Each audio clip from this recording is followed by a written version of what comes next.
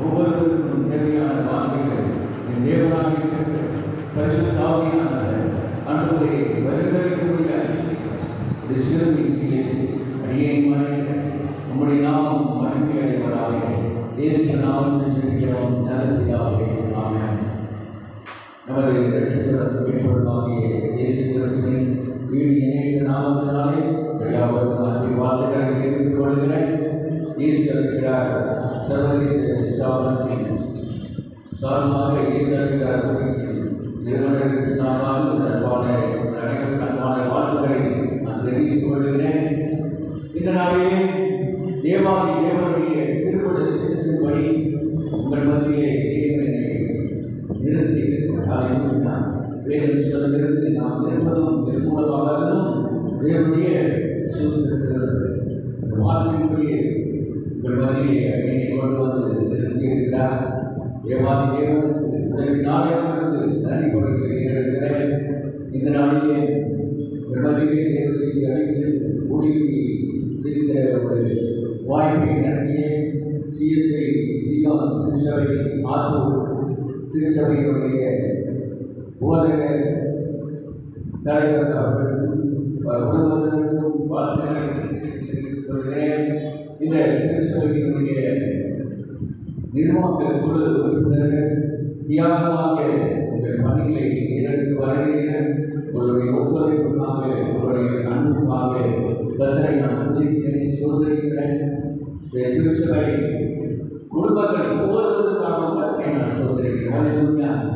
உங்கள் மத்தியிலே வந்திருப்பது என்னுடைய சுதந்திரம் தேவனுடைய மாறியிலே அமர்ந்திருப்பது என்பது ஒரு மிகப்பெரிய பாக்கியமான தாவீதை சொல்வதை பார்க்கிறது.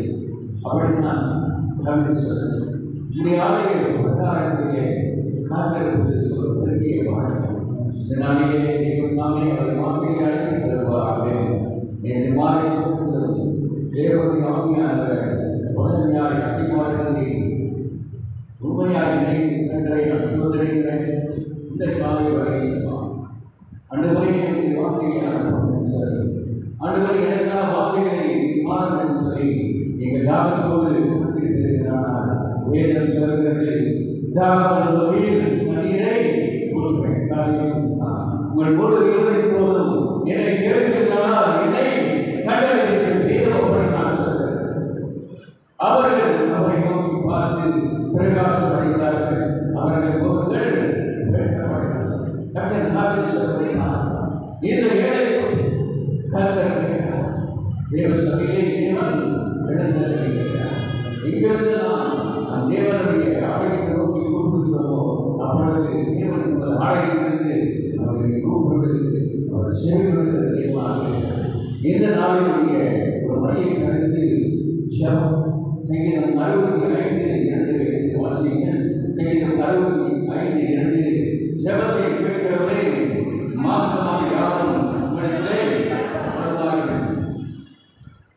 ஜெபத்தை கேட்கிற தேவன் அது யாருடைய ஜெபத்தை கேட்கிறார் என்று சொன்னால் அவர் நீதிமான்களுடைய ஜெபத்தை கேட்கிறார். நீதிமான்களுடைய ஜெபத்தை அவர் கேட்கிறார். நீதிமான்களுடைய ஜெபம் எப்படிப்பட்டதாக இருக்கிறது? அது மிகுந்த பேரனுள்ளதாக மிகுந்த பலனுள்ளதாக இருக்கிறது. இப்பொழுது வாசித்த வேத பகுதியை வந்து 6வது அதிகாரத்தை நாம் வாசித்தோம். நாம் எப்படி ஜெபிக்க வேண்டும் என்று சொல்லி ஒரு ஜெபம் ஆண்டவரே, இந்த நாளிலே பரலோகத்திலே உம் சித்தம் செய்யப்படுவது போல பூமியிலேயும் உம்முடைய சித்தம் செய்யப்படுவதாக. ஆண்டவரே, என்னுடைய வாழ்க்கையிலே, என்னுடைய வேலையிலே, என்னுடைய ஊழிய காரியங்களிலே எல்லாவற்றிலும் உங்களுடைய சித்தம் நடப்பதாக. நீங்கள் ஜெபம் பண்ணுகிறதாவது ஆண்டவரே, உங்களுடைய சித்தம் நடப்பதாக. ஜெபத்திலே இருபுறமும் சிறு கொண்டிருக்கிறார். கர்த்தருடைய சித்தம் இன்னதென்று நாம் தெரியாது.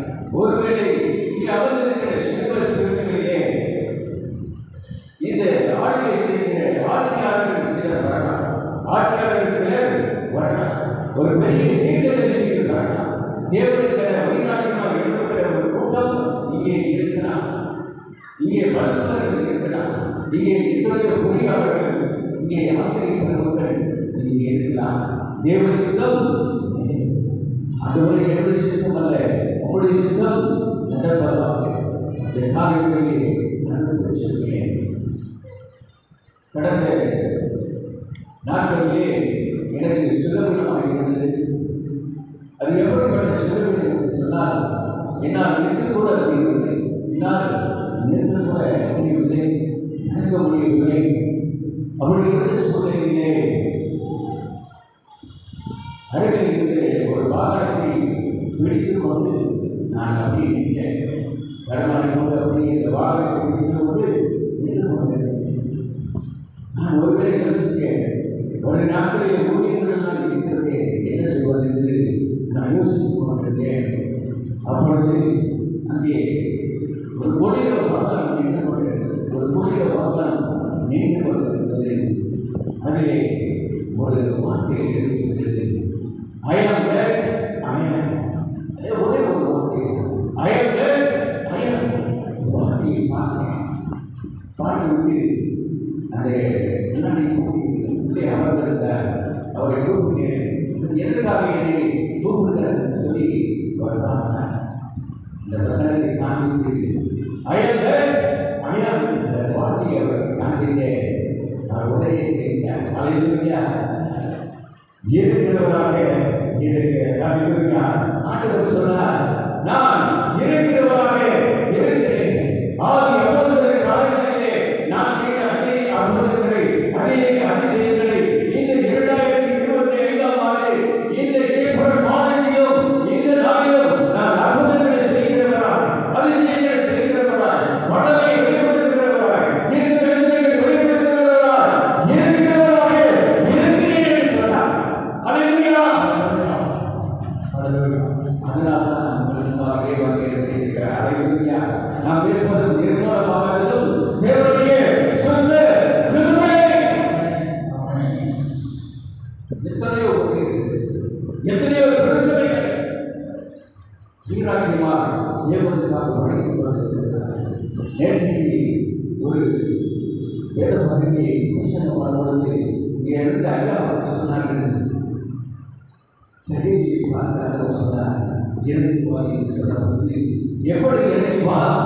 சீக்கிரமாய் இறங்கி வா, சீக்கிரமாய் இறங்கி வா, துரிதமாக இறங்கி வா. இன்றைக்கு உன் வீட்டிலே நான் தங்க போகிறேன். அந்த பதத்தை அவர் குறிப்பிட்டு சொன்னார்.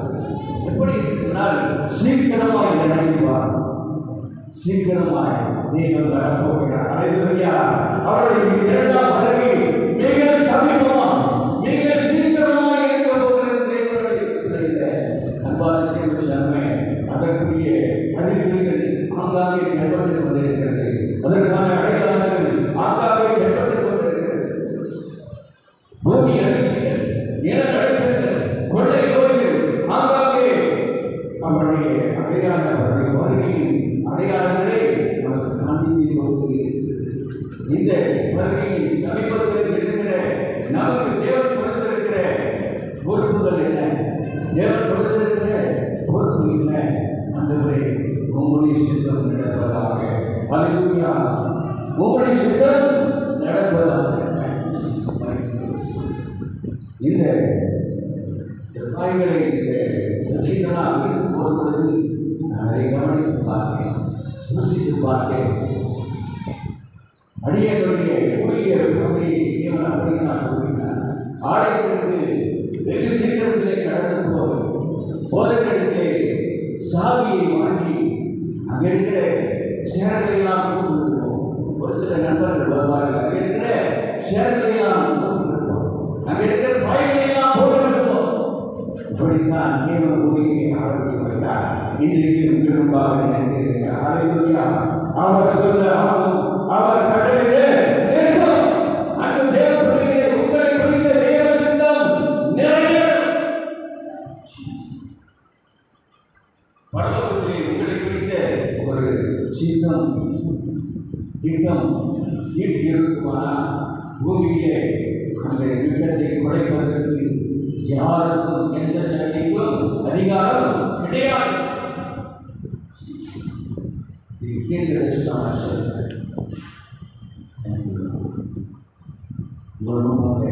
அதே கொண்டு அவர் தெரிவித்திருக்கிறார். பல குறிப்புகளை இந்த பிரசனத்தினை நிறுத்தும் பொழுது சில வார்த்தைகளை தீர்க்கதரிசனமாய் ஆண்டவர் தந்தார். பரிசுத்த ஆவியானவர் வெளிப்படுத்துகிற அந்த வார்த்தைகளை எடுக்கிறது. பரிசுத்தவான்களை ஊழியர்கள் புசிக்கும் பொழுது அது நமக்கு பெரிய ஆசீர்வாதத்தை கொள்வதற்காக இருக்கிறது. மாணவர்களே, தேவ வார்த்தை என்று சொன்னால் அது வெளிப்படுத்துகிற வார்த்தை. It is a spoken word. It is a revolutionary word. தேவ வார்த்தை என்று சொன்னால் ஒரு குறிப்பிட்ட சூழ்நிலையிலே ஒரு குறிப்பிட்ட மனிதர்களுக்கு தேவனிடத்திலிருந்து பரிசுத்த ஆவியானவரிடத்திலிருந்து நேரடியாக வெளிப்படுத்துகிற வார்த்தை. அது பிரேமா வார்த்தை. அப்படித்தான் எனக்கு அன்றைக்கு ஒரு பிரேமா வார்த்தையாக கண்டறிந்தார். நான் இருக்கிறவராக இருக்கிறேன். மோசே ஆண்டவரை நோக்கி கேட்கும் பொழுது, ஆண்டவரே உங்களுடைய நாமம் என்ன? ஆண்டவருடைய நாமம் என்ன என்று சொல்லும்போது ஆண்டவர் சொன்னார், நான் இருக்கிறவராக இருக்கிறேன். அவர் ஆதியும் அந்தமுமாய் இருக்கிறார். அவர் அல்பாவாக இருக்கிறார். அவர் ஒமேகாவாக இருக்கிறார். நான் இருக்கிறவராக இருக்கிறேன். இன்றைக்கு எந்த பார்த்து எங்கள் சபையை இடத்திலே கொண்டிருக்கிறது. இந்த ஏசிய பயன்படுத்தப்படும் காணக்கூடிய இடத்திலே கொண்டிருக்கிறார். அவருடைய வார்த்தை அவர் இருக்கிறவராக இருக்கிறார். இன்றைக்கு அப்படியே அவர் உங்களுக்கு வெளிப்படுத்துகிறார். இதோ திறந்த வாசலை உனக்கு முன்பாக வைத்திருக்கிறார். அன்பு திருச்சபையே, திருச்சபையே, வார்த்தை இதோ திறந்த வாசலை உனக்கு முன்பாக வைத்திருக்கிறேன்.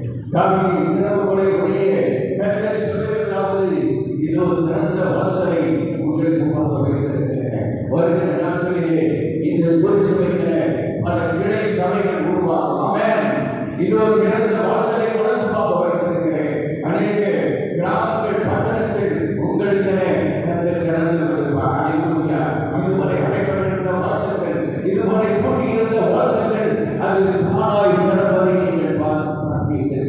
இது ஒரு திறந்த வாசலை உங்களுக்கு முன்பாக நான் வைத்திருக்கிறேன். அந்த வார்த்தையை வாசிப்போம். யாருக்காரனும் 3:14 மோசே கேட்கிறாருடைய நாமம் என்ன?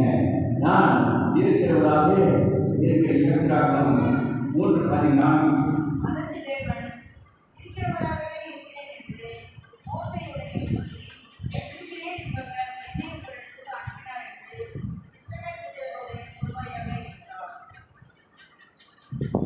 இருக்கிறவராக இருக்கிறேன் என்று சொன்னார். யோசித்து பாருங்கள். அந்த இடத்துல தொடர்புடைய வாகனம் கிட்டத்தட்ட அந்த வாகனம் ஒரு 15 லட்சம் 20 லட்சம் பேருக்கு கொண்டு நினைக்கிறேன். இந்த இடத்துல தேவனை மகிமைப்படுத்தி அந்த வார்த்தைகளை எழுதியிருக்கிறார்.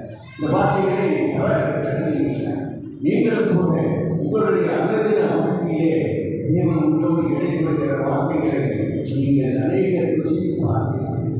நீங்கள் சென்று கொண்டிருக்கும் பொழுது ஒரு சூழலை பார்க்கும் பொழுது தேவனுடைய வார்த்தை எழுதப்படுகிறது.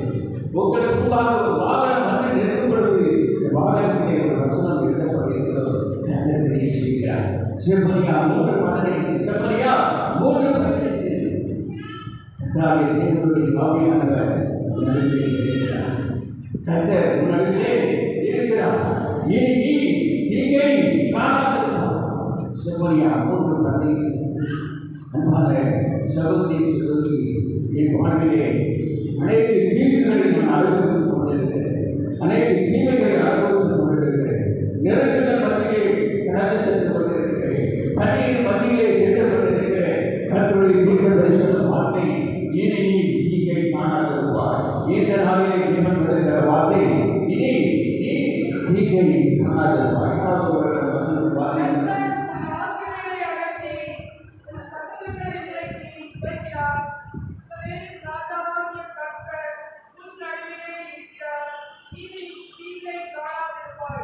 தேவனாலே கர்த்தர் உங்களிலே இருக்கிறார். இனி தீங்கை காணாதிருப்பாய். ஆமென். கர்த்தருடைய ஆவியானவர் எங்கோடு வந்து கர்த்தரை ஆவியானவர் கர்த்தருடைய ஆவி எங்கோடு வந்து விடுதலை கொண்டு இருக்கிறார். சங்கீதம் 61வது சங்கீதம் மாறி மாறி வாசித்த இந்த சங்கீத பகுதி சங்கீதம் 61:1-2 வசனங்கள். தாவீது ஆண்டவரை நோக்கி முறையிடுகிறார். தாவீது ஆண்டவரை நோக்கி முறையிடுகிறார். 2 வசனங்கள் வாசிக்கிறேன்.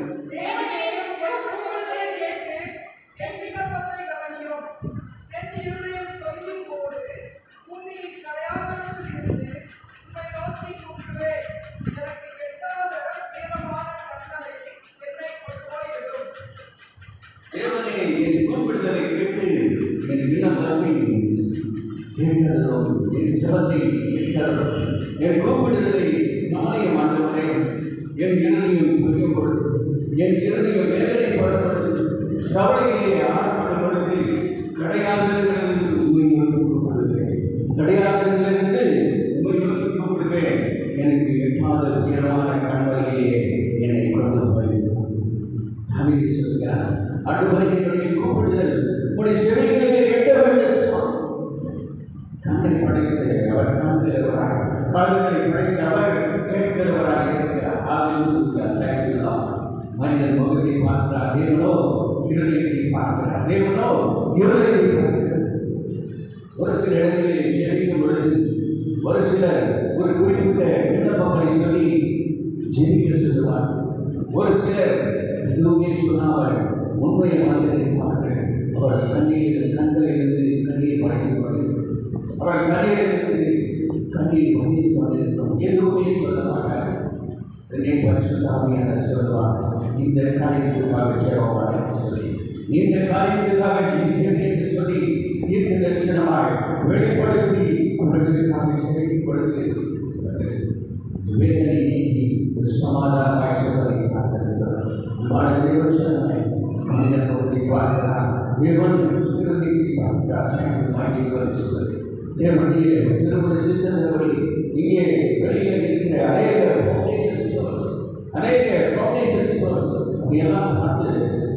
யோசித்து பார்க்கிறேன். எத்தனையோ உணர்கள், எத்தனையோ பரிசுத்தவான்கள் மிகுந்த தியாகத்தினால் ஒரு பெரிய தரிசனத்தோடு இந்த இடத்திலே தேவன் எட்டும்படி ஆலயத்தை அவர்கள் தீர்மானித்து முன்பாளித்திருக்கிறார்கள். அல்லேலூயா, அல்லேலூயா. அந்த பரிசுத்தவான்களுடைய தியாகங்கள், அவர்களுடைய கண்ணீர், அவருடைய உழைப்பு ஒரு நாளும் வீணாக, அல்லேலூயா, ஒரு நாளும் வீணாக, ஒரு நாளும் வீணாக. எத்தனையோ பரிசுத்தவான்கள், எத்தனையோ பரிசுத்தவான்கள் இதெல்லாம் பார்க்கும் பொழுது தேவன் நினைக்கிறோம். சொல்லியே தேவன் எழுந்திருக்கிறார். கலாத்தியர் 3:13 நமக்கு வருகிற சாபம், நமக்கு வருகிற அனைத்து பாவங்கள் சாபங்கள் எல்லாவற்றையும் இயேசு தண்ணீர் சுமந்தார். மனத்தில் தூக்கப்பட்ட எவனும் சபையப்பட்டவன் என்ற தேவசனத்தின்படி அவர் தண்ணீர் அந்த சாபத்தை கொண்டு கொண்ட வாசிக்கிற கலாத்தியர் 3:13.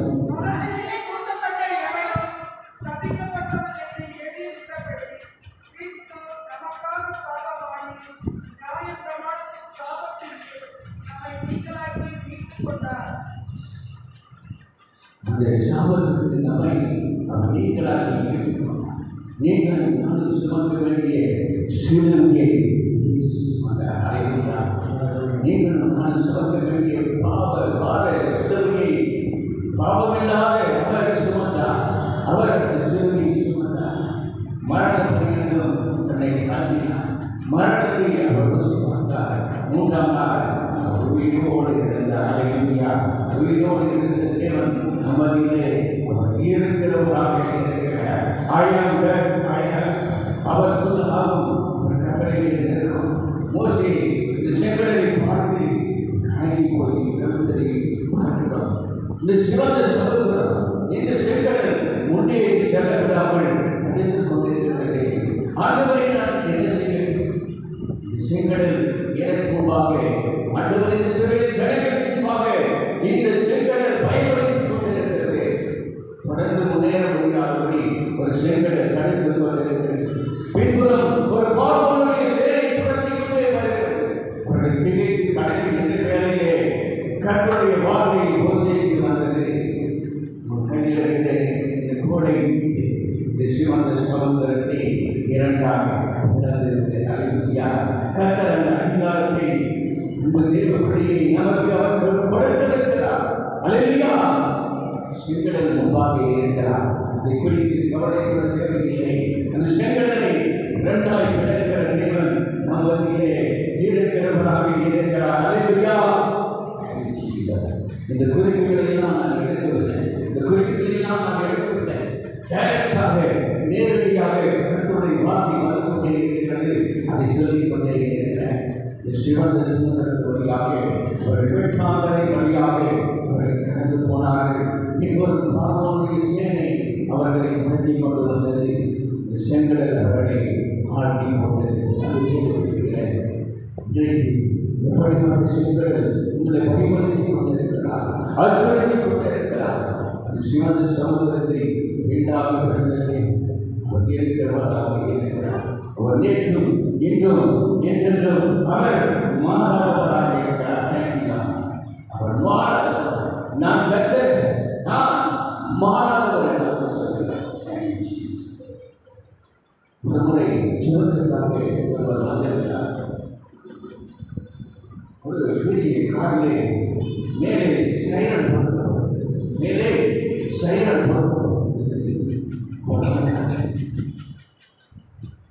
அலுவலகத்திலிருந்து வெளியே பார்க்கும்போது ஒரு சைரன் பொருத்தப்பட்டிருந்தால் வருகிறது என்று சொல்லி பார்க்கிறோம். இந்த சைரன் பொருத்தப்பட்டிருந்தால் எல்லோருக்கும் கொடுக்கிற வாகனம் அல்ல. நீங்கள் எல்லோரும் அதை அணிந்திருப்பீர்கள். இந்த சைரன் பொருத்தப்பட்டிருந்தால் அங்கே வருது. பார்த்து கொண்டிருக்கும் பொழுது அதிலிருந்து ஒரு கிணத்துக்குரிய ஒரு மனிதனுடைய நல்வான ஒரு மனிதன் இறங்கி வந்தவுடன் சுபத்திரம் சொன்னார். சொன்ன உடனே அவர் வந்த உடனே முழங்காலப்படுத்தார். வந்தவுடன் எதுவுமே பேசவில்லை. முழங்காலப்படுகிறார். மறுபடியும் வீட்டவர்கள் கேட்பதற்கு முன்பாக அவர் கண்களிலிருந்து கண்ணீர் வடிந்தார். நடந்ததை சொல்லிக் கொண்டிருக்கிறார். அந்த தேவ சொல்லிய நாம் யோசிக்கிறோம். அவருக்கு எல்லாம் இருக்கிறது. அவருக்கு எல்லா வாய்ப்பு வசதிகளும் இருக்கிறது. அவருக்கு எந்த குறையுமே இல்லை சொல்லி ஒருவரை நாம் பேசிக் கொண்டிருப்போம். ஒரு சிலரை பார்த்து ஆனால் அவர் கண்களிலிருந்து கண்ணீர் வருகிறது. அவர் சொன்னார்,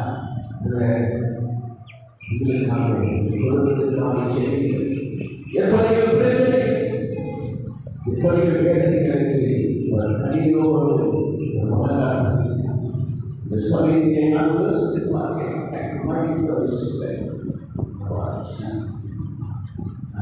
பார்த்தேன். இந்த கணத்தினுடைய மனிதமாக ஜெயிப்பதற்கு நான் தகுதியானவனாக யோசித்திருப்பார்கள். நான் தகுதியானவனாக யோசித்திருப்பார்கள். இன்றைக்கு அனைவரும் யோசிக்கிறேன். ஒரு பெரிய அதிகாரியாக விடலாம். இந்த தேர்வை எழுதலாம், அந்த தேர்வை எழுதலாம். எவ்வளோ பெரிய அதிகாரியாக, மாவட்டத்தின் அதிகாரியாக, மத்திய அரசு அதிகாரியாக, ஆட்சியாளர்களாக இப்படியெல்லாம் மாறிவிடலாம் என்று சொல்லி ஒருவேளை குடும்பங்கள் மாற்றிகள் இருந்தாலும் இப்படிப்பட்ட ஒரு கலந்துக்கூடிய மனிதன் அவருக்கும் பிரச்சனை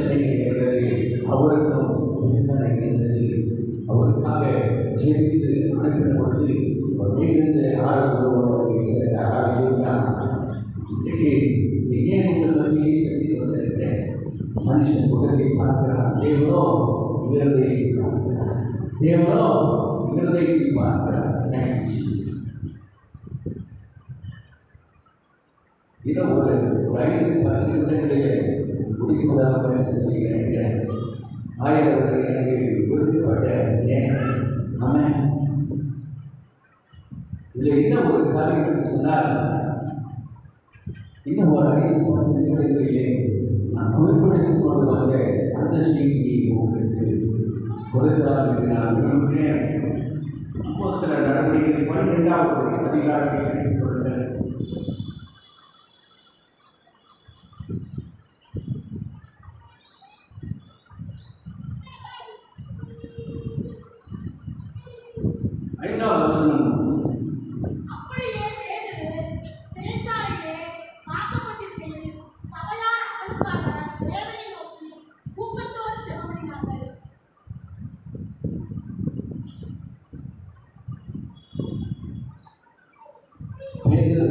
சிறைச்சாலையிலே உங்களுக்காக சமையல் சபையார் உங்களுக்காக தேவனை நோக்கி ஊக்கமாக விஷயித்தார்.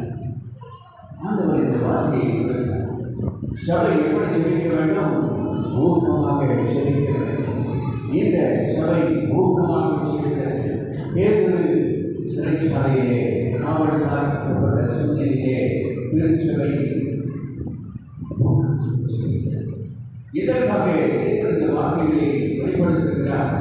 இன்றைக்கு அநேகர் கட்டப்பட்ட சூழ்நிலையிலே, அநேகர் பாவங்களிலும் சாபங்களிலும் கட்டப்பட்ட சூழ்நிலையிலே நமக்கு என்ன கடமை கொடுக்கப்பட்டிருக்கிறது? நாம் செய்ய வேண்டியது என்ன? திருச்சபை ஊக்கமாக ஜெபிக்க வேண்டும். ஹல்லேலூயா! ஊக்கமாக ஜெபிக்க வேண்டும். அந்த ஜெபம் என்ன செய்கிறது? நீதிமன்றங்களுடைய ஜெபம் மிகுந்த பலனுள்ளதாக மிகுந்த பலனுள்ளதாக இருக்கிறது. சங்கீதம் 65:2 அவர் ஜெபத்தை கேட்கிறது. அவர் ஜெபத்தை கேட்கிறது. நாம் ஜெபிக்கும் பொழுது இறங்கி வாழ்கிறார். அவர் நமது விண்ணப்பங்களுக்கு அவர் சொல்லிக் கொடுக்கிறார்.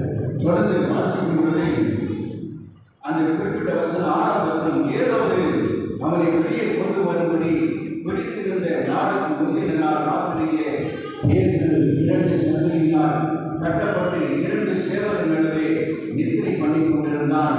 காவல்காரரும் கதவுக்கு முன்னிருந்து சிறைச்சாலையை காத்து கொண்டிருந்தார்கள். அந்த இரவு வேளையிலே காலையில் சூழ்ந்த அந்த வேளையிலே பேதுரு கட்டப்பட்டிருந்த சூழ்நிலையிலே திருச்சபை ஊக்கமாக ஜெபித்துக் கொண்டிருக்கிறது. அந்த ஜெபம் என்னத்தை கொண்டு வந்தது? அந்த காரியங்களை நீக்கி வெளிச்சத்தை கொண்டு வந்தது. அந்த ஜெபம் என்ன செய்தது? அவன் கைகளிலே கட்டப்பட்டிருந்த விலங்குகளை உடைத்து கொண்டது. ஜெபம் வல்லமை நிறைந்தது. ஹல்லேலூயா! ஜெபம் வலிமை வாய்ந்தது. ஜெபம் வலிமை வாய்ந்த ஒரு ஆயுதம். இது கட்டப்பட்டிருந்த சூழ்நிலையே அவரை ஜெபித்த பொழுது அந்த வசனத்தை வாசிப்போம். அப்பொழுது கர்த்தருடைய தூதன்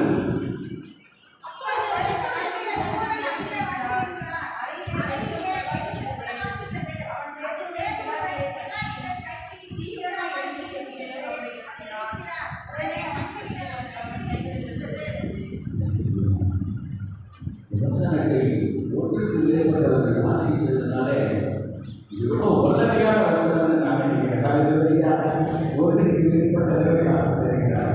கர்த்தரை ஆசீர்வதிப்பார்கள். அப்பொழுது என்ன நடந்தது?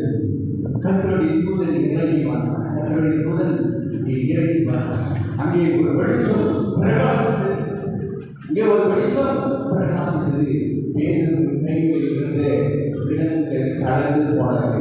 நன்கு சபை, நீங்கள் செபிக்கிற செபம் அவர் அறிவிக்கு மாத்திரமல்ல, அவர் தொலைக்கும் தேவனாக இருக்கிறார். அவர் பதிவுக்கும் தேவனாக இருக்கிறார். இங்கே செபிக்கும் பொழுது ஏதோ ஒரு முறையிலே, ஏதோ ஒரு இடத்திலே ஒரு கட்டப்பட்ட மனிதன் விடுதலையாகும். கட்டப்பட்ட எதிர்களோ பிள்ளைகளை நீங்கள் விடுதலை செய்கிற அந்த அதிகாரத்தை கர்த்தர் உங்களுக்கு கொடுத்திருக்கிறார். ஹல்லேலூயா! உங்கள் ஜெபம் அப்படிப்பட்ட வலிமை வாய்ந்ததாக இருக்கிறது. பலருடைய இருளை போக்கும்படியாக தேவன் உங்களை தேர்ந்து வந்திருக்கிறார். நீங்கள் நீங்கள் மலையின் மேலுள்ள பட்டணமாக இருக்கிறீர்கள். இந்த திருச்சபை எப்படி இருக்கிறது? மலையின் மேலுள்ள பட்டணமாக இருக்கிறது. நீங்கள் மறைந்திருக்க கூடாது. நீங்கள் மறைந்திருக்க கூடாது. ஒரு விளக்கை கொடுத்து ஒரு முறையை வைக்காதபடி அங்கே ஒரு மர மூலிலே வைப்பார்கள், மர கடியை வைப்பார்கள். அப்பொழுது அந்த வெளிச்சம் எல்லோருக்கும் இந்த திருச்சபை சுற்று வட்டாரத்திற்கு ஒரு பிரகாசமான திருச்சபையாய் வருகிற நாட்களிலே கர்த்தர் நடத்துவாராக. ஆமென். அநேக இருளில் கிடக்கிற ஜனங்களை இயேசுவின் பாதங்களை கொண்டு வருகிற திருச்சபையாய் கர்த்தர் வல்லமைப்படுத்தி ஒவ்வொருவரையும் நடத்துவாராக என்று இயேசு நாமத்தில் நான் சொல்லுகிறேன். தீர்க்கதரிசி சாமுவேல் சொன்ன ஒரு வார்த்தையாகிலும் கர்த்தர் கீழே விடவில்லை. கர்த்தர் கீழே விடவில்லை. அத்தனை தீர்க்கதரிசன வார்த்தைகளும் நிறைவேறினது. அத்தனை தீர்க்கதரிசன வார்த்தைகளும் கர்த்தர் நிறைவேற்றினார். ஏன் அவர் நிறைவேற்றுகிறார் என்று சொன்னால், என்னை கனப்படுகிறவரை நான் கனப்படுறேன். சாமுவேல் சொன்னார், சொல்லும்படியே கேட்கிற அது சிறு மகளாக இருக்கும் பொழுதே சாமுவேல் சொல்லும் அடியை கேட்கிற, சொல்லும் அடியை கேட்கிற அந்த பாலகனாக இருக்கும் பொழுதே சாமுவேல் சொன்னார், சொல்லும் அடியை கேட்கிற. இன்றைக்கு நாம் கூட ஆண்டவரே சொல்லும் அடியை கேட்கிறேன் என்று சொல்லி நாம அர்ப்பணிக்கும் பொழுது நம்முடைய வார்த்தை அது ஒரு வார்த்தையாக இருக்காது, அது தீர்க்க தரிசன வார்த்தையாக இருக்கிறது. நான் சொல்லுகிற வார்த்தை அது வெறும் வார்த்தையாக இல்லை, தீர்க்க தரிசன வார்த்தையாக சொல்லுவார்கள். நீங்க சொன்னீங்க அப்படியே நடந்தது. நீங்க ஒரு வார்த்தை சொன்னீங்க அப்படியே அது நிறைவேறியது. உங்களை குறித்து அவர்கள் சொல்லுவார்கள், உங்கள் வார்த்தைகளை கற்று தீர்க்க தரிசன வார்த்தையை அவர் நிறைவேற்றுவார்கள். உங்களை கொண்டு கற்ற பெரிய காரியங்களை அவர் செய்வார். மத்திய 6 வருஷத்தை வாசிப்போம். நீங்கள் எப்படி ஜெபம் பண்ண வேண்டும்? நீங்கள் எப்படி ஜெபம் பண்ண வேண்டும்?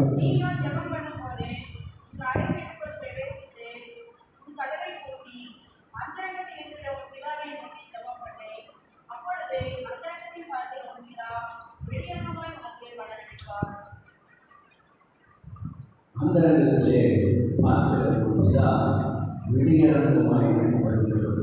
நீங்கள் என்னென்ன விண்ணப்பங்களாக இருந்தாலும் ஒரு பெரிய லிஸ்டை போட்டு கொண்டு ஆண்டவரை நோக்கி விண்ணப்பம் பண்ணும் பொழுது, ஜெபிக்கும் பொழுது வெளியரங்கமாய் பதில் கொடுப்பார்.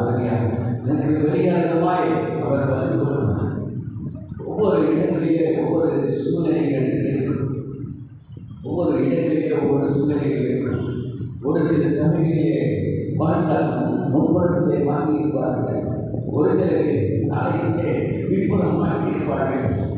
அதனுடைய ரகசியத்தை நான் உங்களுக்கு சொல்லுகிறேன். பிரச்சனை மாணவர்கள் ரொம்ப நேரம் கலையக்கூடாது.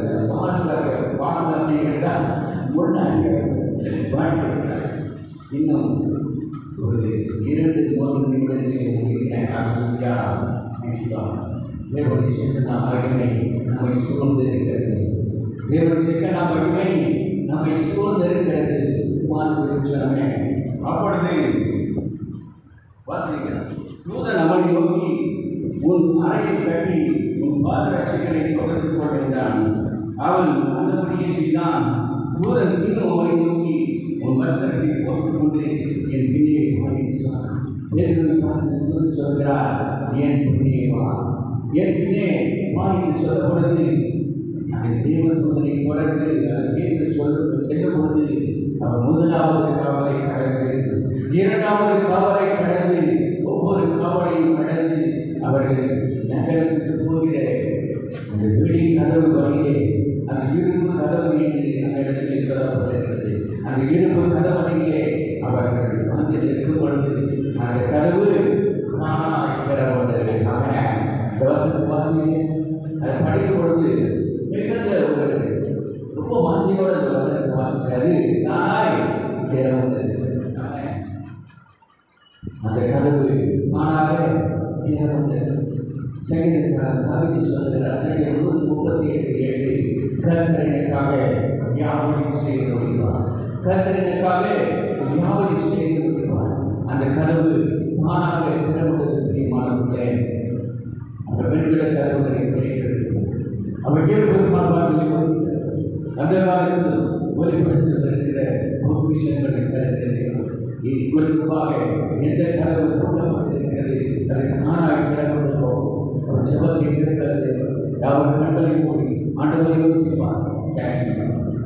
நன்றி கொண்டதற்காக இந்த ஆசீர்வதிக்கப்பட்ட நபர்களுக்காக அந்த நன்றி செலுத்துகிறோம். சூழ்நிலை கர்த்தர் எனக்காக யாவையும் செய்து முடிப்பார். சங்கீதம் 138 நான் சொல்கிறேன். தாவீது சொல்வதை பார்க்கிறார். கர்த்தர் எனக்காக யாவையும் செய்து முடிப்பார். ஆண்டவரே, அந்த கதவு தானாய் திறப்பதை பார்க்கிறார்.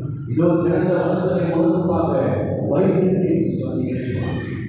ஜபத்தை கேட்கிறவரை மாம்சமான யாவரும் உம்மிடத்தில் வருவார்கள் என்று சொல்லப்படுகிறார். நீதிமான்களுடைய ஜபம் மிகுந்த பிரதிநிதித்துவமாக இருக்கிறது. அந்த நேரத்தில் செடிக்கிற ஜபத்திற்கு வெளியரங்கமாய் பதில் கொடுக்கிறாய். இந்த சிறியவர்கள் பெரியவர்கள் ஒவ்வொருவரையும் ஆசீர்வதிப்பார். ஒவ்வொருவரையும் ஆசீர்வதிக்கும். உம்முடைய சித்தம் இவர்கள் மூலமாய் நிறைவேறுவதாக. ஒவ்வொரு திருச்சபை குடும்பங்களையும் ஆசீர்வதிக்கும். உம்முடைய சித்தம் நிறைவேறுவதாக. உம்முடைய சித்தம் இந்த சீயோன் திருச்சபையிலே நிறைவேறுவதாக. ஆசீர்வதியும் ஆசீர்வதியும் சுவாமி. இந்த திருச்சபை வலது புறத்திலும் இடது புறத்திலும் இடம் கொண்டு பெருகுவதாக. வலது வழிகளுக்கு ஆசீர்வதியும் சகல கருத்தையும் மகிமையும் உமது மாத்திரமே செலுத்துகிறேன். இயேசு நாமத்தில் ஜெபிக்கிறோம் நல்ல பிதாவே. ஆமென்.